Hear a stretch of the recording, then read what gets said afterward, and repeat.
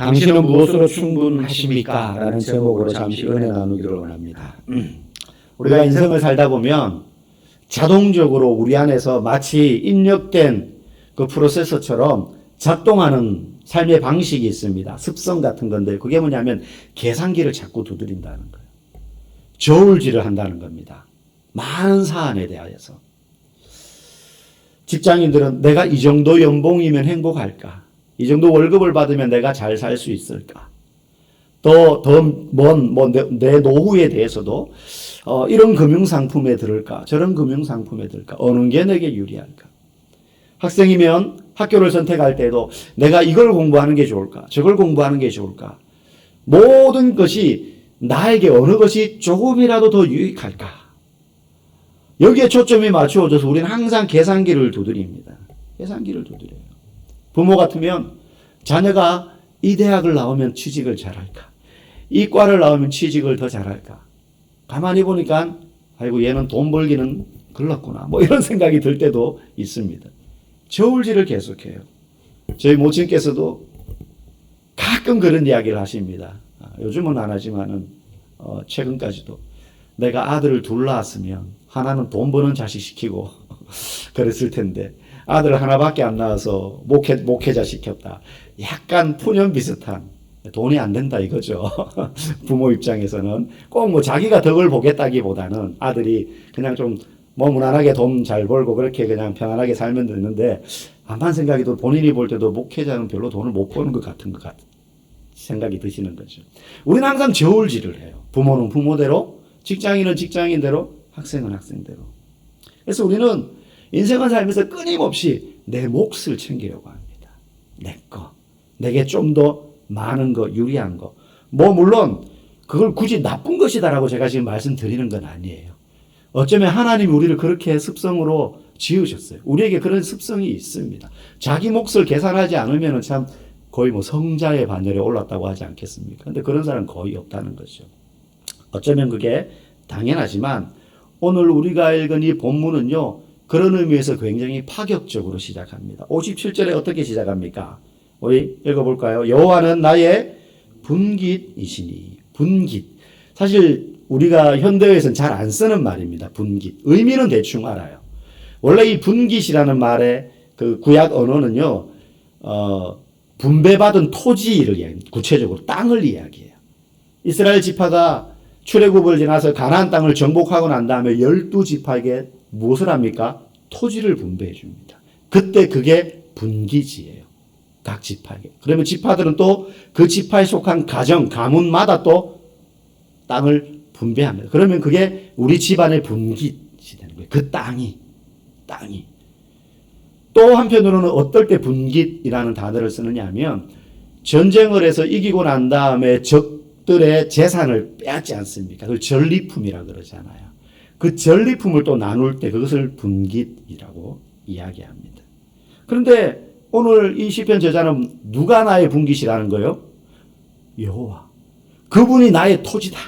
쉽게 말하면 그분이 나의 땅이다. 그분이 나의 전리품이다. 네. 하나님 저는 땅도 돈도 명예도 아닌 하나님 자체가 저의 분깃입니다. 하나님이 땅이다 이런 의미만이 아니죠. 그죠?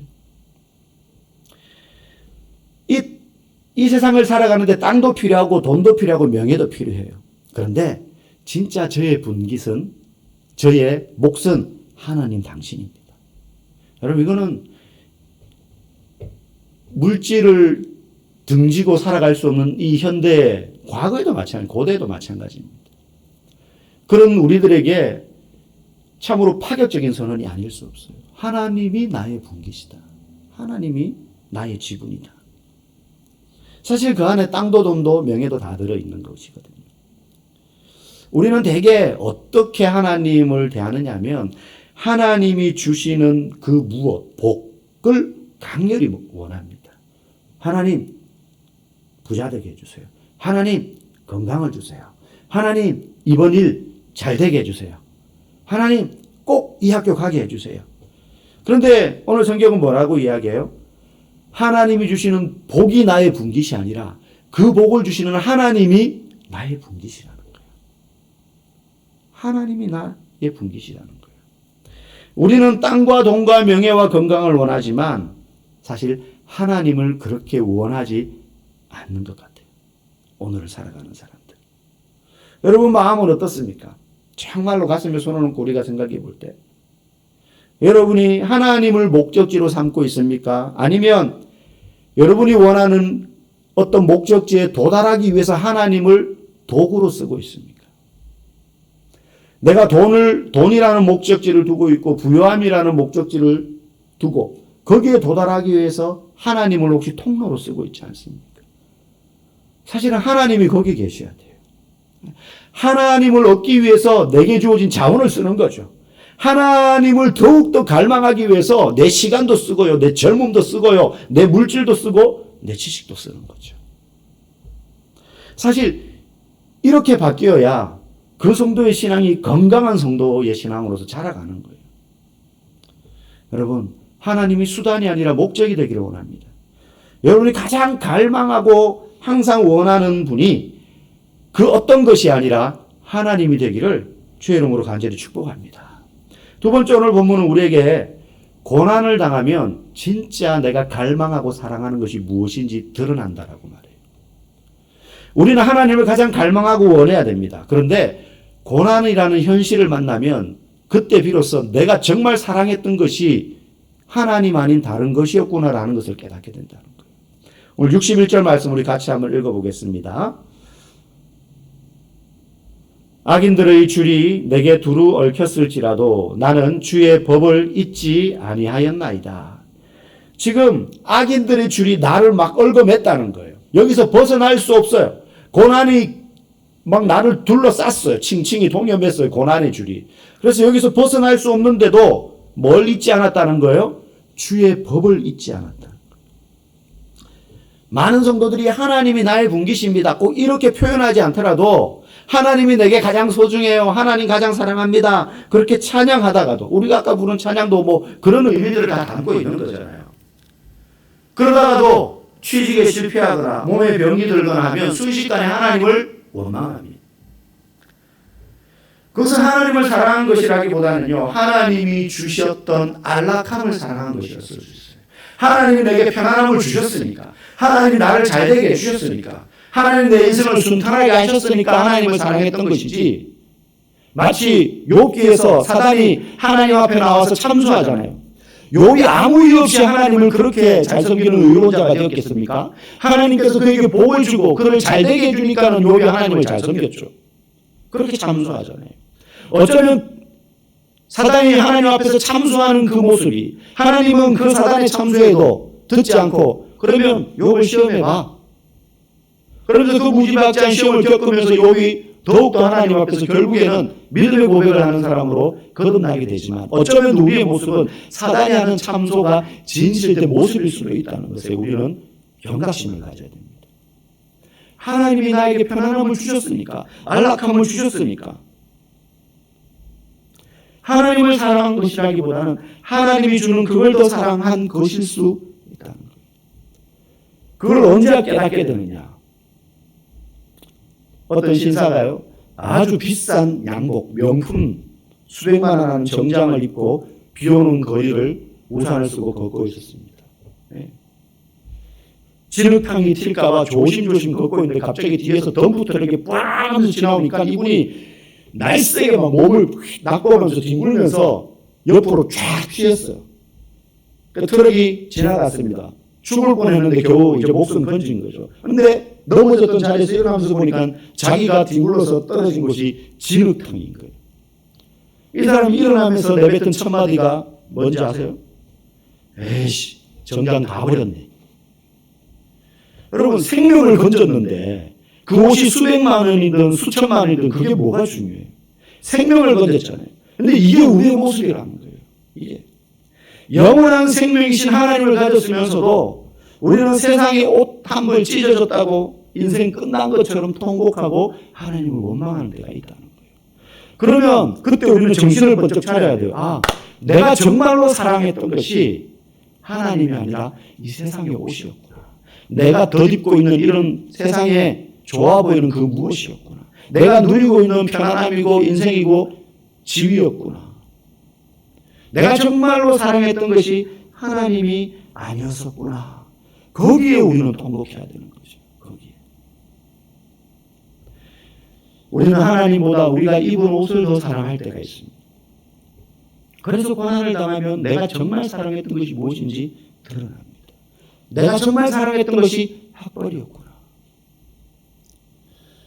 여러분이 그런 상황에 놓였을 때에도 하나님이 내게 있기에 나는 감사합니다. 그렇게 고백할 수 있기를 간절히 소망합니다. 그런 성도가 어떤 삶의 태도를 유지하게 되느냐? 62절 한번 보겠습니다. 밤중에 일어나 주께 감사하리다 라고 고백한다는 거예요. 여러분 가끔 근심 걱정이 마음을 짓눌러서 뜬 눈으로 밤을 새워 보신 적이 있을 것입니다. 아니면 잠이 들지 않는 거예요. 너무 피곤한데 잠이 안 와. 왜? 걱정 근심 때문에. 내일이라는 그 시간이 돌아오는 게 너무 두려운 거죠. 영원히 내일이 안 오고 그냥 이 밤이 계속되었으면 좋겠다. 그런 인생의 고민이 우리에게 찾아올 때가 있어요. 그 근심의 밤에 이 시편 저자는 뭘 합니까? 밤중에 주께 감사하겠다. 하나님의 정의로운 규례, 하나님의 말씀, 그것을 묵상하며 희열을 느끼는 거예요. 기뻐하는 거예요. 영국의 유명한 설교자였던 찰스 스펄전, 별명이 설교의 대가입니다. 이 찰스 스펄전 목사님이 한 번은 길거리에서, 그러니까 그 시대에는 그 회중 집회를 많이 했고요. 거리에서 복음을 전 설교를 했어요. 그냥 뭐 예수 믿어서 이게 아니라 전도자들이 거리에서 설교합니다. 설교하면서 한 번은 옆에 시장터였는데요. 새 파는 장사꾼이 있었어요. 그래서 새장에 갇혀있는 새를 샀습니다. 새장 큰 걸 샀어요. 그 안에 새들이 몇 마리 들어있었어요. 돈을 주고 샀는데 그 자리에서 새장 문을 열고 새들을 날려보내는 거예요. 새들이 후두둑 다 날아가는 겁니다. 장사꾼은 뭐 자기는 돈을 받았으니까는 괜찮지만 저 사람 정신 나갔나 뭐 이런 눈으로 쳐다봤는데, 그리고는 이 스펄전 목사님이 이렇게 외쳐요. 이게 그리스도께서 바로 우리에게 하신 일입니다. 이것이 그리스도께서 우리에게 하신 일입니다. 여러분 우리가 잠시 일상을 멈춰서 생각해 보면요, 하나님이 우리에게 주신 이 세상이라는 큰 장소가 있어요. 그런데 우리는 세상 안에 갇혀서 먹는 모이, 물 몇 모금, 그냥 그것 때문에 안달을 하는 거예요. 모이 몇 모금 덜 먹었다고 그것 때문에 막 안달하는 거죠. 이 창공을 홀홀 나르면서 하나님이 주신 이 세상을 만끽하고 이것만으로도 내가 마음껏 신앙하며 주님을 노래할 수 있음에 감사하며 그것만 생각해도 기뻐해야 되는데, 우리는 이렇게 시야가 갇혀가지고 내 입에 당장 뭐가 들어오지 않는 것 때문에 우리가 불평하고 원망하고 힘들어 한다는 거예요. 하나님이 주신 광활한 자유와 이 신앙의 기쁨을 누릴 수 있어야 된다는 거죠. 오늘 64절 말씀 한번 보십시오. 뭐라고 이야기합니까? 여호와여 주의 인자하심이 땅에 충만하였사오니.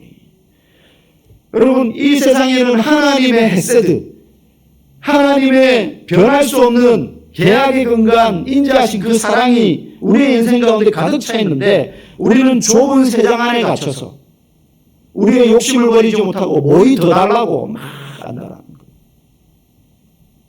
동물원에 제가 뭐 이전에 애들이 커서 잘 안 가는데 제 아이들이 어렸을 때는 거의 1년에 한두 번씩 봄, 가을로 동물원을 갔었어요. 가면 뭐 맹수관, 또 바다 동물들, 또 아프리카관, 또 콧불소 대형 동물들이 있는 그런 우리들이 쫙 있죠. 근데 조류관을 갈 때마다 저는 그런 생각이 들더라고요. 조류관을 가면 엄청 우리가 큽니다. 아무래도 나르는 새들을 안에 이제 가둬놨으니까는 후두둑거리면서 좀 날아야 되니까 천정도 엄청 높고요. 물론 못 빠져나가도록 이렇게 그물로 크게 쳐놨습니다. 그런데 항상 볼 때마다 좀 아이러니한 장면을 제가 봐요. 이렇게 그 안에 보면 우리가 흔히 볼 수 없는 이제 다른 대륙에 있는 희귀한 새들이 많이 있잖아요. 홍학이라든지 또 공작새라든지 큰 새들, 이름도 모르는 처음 보는 새들이 이제 거기 많이 있습니다. 그런데 그런 새들이 이렇게 보면서 지나가다가 보면 그 날아갈 수 없게 만든 꼭대기 높이 만든 그 새 조류관 꼭대기에 까치 한 마리가 후두둑 날아와서 앉아요. 그러다가 뭐 이렇게 두리번두리번 거리다가 후두둑 날아갑니다. 볼 때마다 너무 아이러니한 거예요. 흔하디 흔한 까치, 그 우리에 갇혀 있는 새들, 뭐 값으로나 그 가치로 따져도 비교할 수 없을 겁니다. 누가 불쌍합니까? 누가 부러워요? 까치가 부러운 거예요. 거기 갇혀 있는 새들은. 아무리 자기가 귀하고 뭐 몸값이 나가면 뭐합니까? 기껏해야 그 안에 갇혀 있어요. 근데 별것 아닌 까치, 흔하디 흔한 까치는 자유롭게 날아다니는 거예요. 제가 만약에 새라면 저 값비싸고 귀한 새장 안에 있는 새가 아니라 흔하지만 자유로이 창공을 나르는 까치로 사는 게 훨씬 행복할 거예요. 하나님 우리를 그렇게 지으셨어요. 주의 인자하심이 땅에 충만하였사오니. 네. 하늘 전체가, 이 세상 전체가 하나님이 우리에게 주신 매일매일 누리고 만끽할 수 있는 환경을 우리에게 주셨다는 사실을 보여줘요. 그런데 우리는 항상 극적인 상황만을 생각을 해요. 죽을 병에 걸렸는데 기도했더니 하나님 고쳐주셨다. 망해가던 사업이 일어나가지고 내가 부유해졌다. 이런 일이 생겨야지 하나님 살아계시다. 하나님 내게 기적을 베푸셨고 하나님 내게 은혜를 베푸셨다. 그러면서 오 할렐루야 감사합니다. 그렇게 할 수 있다고 생각해요. 그런데 사실은 매일매일 그런 일이 없어도 잠자리에 들었다가 아침에 어제와 같은 오늘 아침을 다시 맞이해도 그게 하나님이 우리에게 주시는 말할 수 없는 기적이요 일상의 기쁨이라는 사실을 우리가 놓치지 않을 때 우리는 매일 감사하며 하루를 시작할 수 있게 되는 것입니다. 그때 우리 안에 하나님으로 말미암은 기쁨이 충만해지는 거예요. 희열이 충만해지는 거예요. 그래서 내가 잘해가지고 열심히 살아가지고 성공하면 하나님 영광 돌리겠습니다가 아니라 그런 거 없어도 내 인생에 매일매일 하나님이 내게 주신 이 세상, 내가 매일 누리는 이 은혜, 흔하디 흔한 별것 아닌 것 같은 이 일들, 이것 때문에라도 하나님께 감사하고 기뻐할 때 그런 우리를 보면 하나님이 즐거워하시는 거예요. 우리가 그렇게 매일 하나님을 기쁘게 할 수 있다니까요. 뭘 안 해도. 그렇게 고백하는 거예요. 하나님 오늘도 찬란한 이 아침을 주심을 감사하고 잠자는 가운데도 내 코에 호흡이 끊어지지 않도록 지켜주셔서 이 밝은 아침을 만날 수 있게 하시는 은혜를 감사합니다. 그때 하나님이 우리를 보시면서 자식 이제 네가 뭘 좀 아는구나. 네 인생에 뭔가 격변하는 기적이 일어나고 세상이 뒤집어지는 변화가 나타나야지만 하나님 감사합니다 하는 자가 아니라 매일매일의 삶에 세상 밖을 나와서 헐헐 날아가는 저 조류관 꼭대기를 헐헐 날아가는 까치처럼 우리의 삶에 매일 주어지는 그 일 때문에 감사할 줄 아는 그런 우리가 되기를 간절히 소망합니다. 결론입니다. 우리 60절 말씀 한번 보겠습니다. 같이 읽겠습니다. 주의 계명들을 지키기에 신속히 하고 지체하지 아니하였나이다. 여기서 지체하다는 말은 어리둥절하며 머뭇거리다 이 뜻이. 우리는 늘 제가 초반에 말씀드린 것처럼 계산기를 두드리며 산다 그랬어요. 우리는 늘 하나님만으로 충분할까라며 계산기를 두드립니다. 이거만으로 안 될 것 같아. 그래서 저울을 달아요. 세상의 것들. 이게 유익할까? 이게 더 좋을까? 계산하기 때문에 머뭇거리고 주춤하는 거예요. 그런데 우리 60절 말씀의 시편자는 뭐라고 이야기합니까? 주의 계명들을 지키기에 신속히 하고 지체하지 아니하였다 그래요. 왜냐하면 하나님이 가장 좋은 분깃이라는 것을 알았기 때문에. 딴 거 필요 없어. 물론 그런 것도 있으면 좋지만 이거 없어도 하나님만 있으면 돼. 왜? 그분 안에 이 전부가 다 들어있어. 여러분, 세상의 스펙과 자격이 여러분의 분깃이 될 수 없다는 사실을 여러분 믿으시기 바랍니다. 그건 언제든지 사라질 수 있습니다. 인생의 황혼에서 남는 것은 통장 잔고가 아니라 여러분의 분기 되시는 하나님뿐이시라는 사실을 여러분 꼭 기억하십시오. 오늘 밤 침대에 누워 잠자리에 들기 전에 스스로에게 물어보십시오. 내 영혼아, 너는 정말 하나님 한 분만으로 충분하냐? 오늘 이 밤에 하나님이 내 영혼을 거두어 가실 때 여러분 통장 그거 가지고 가시겠어요? 죽기 전에 아이고 잔고가 200만 원밖에 없네. 그것 때문에 여러분 걱정될 것 같습니까? 내 목숨이 경각에 달렸는데 그때 가지고 갈 건요. 이 세상에 거는 10원 한 장 못 가져가요. 그때 하나님과 동행하는 자가 진짜 복된 거죠. 여러분 그 질문에 너는 정말 내 영혼아 너는 정말 하나님 한 분만으로 충분하냐? 이 질문에 여러분이 누워서 yes 라고 대답할 수 있다면 여러분은 이 세상 전부를 가진 사람입니다. 그리고 내일 아침 눈을 뜰 때에 주님 감사합니다. 아버지 영광 받으시옵소서. 그때 하나님이 내일 하루도 여러분의 인생을 가장 찬란한 하루가 되도록 여러분을 복 주시고 인도하실 줄 믿습니다. 그런 우리 모두가 되기를 주님의 이름으로 간절히 축복합니다.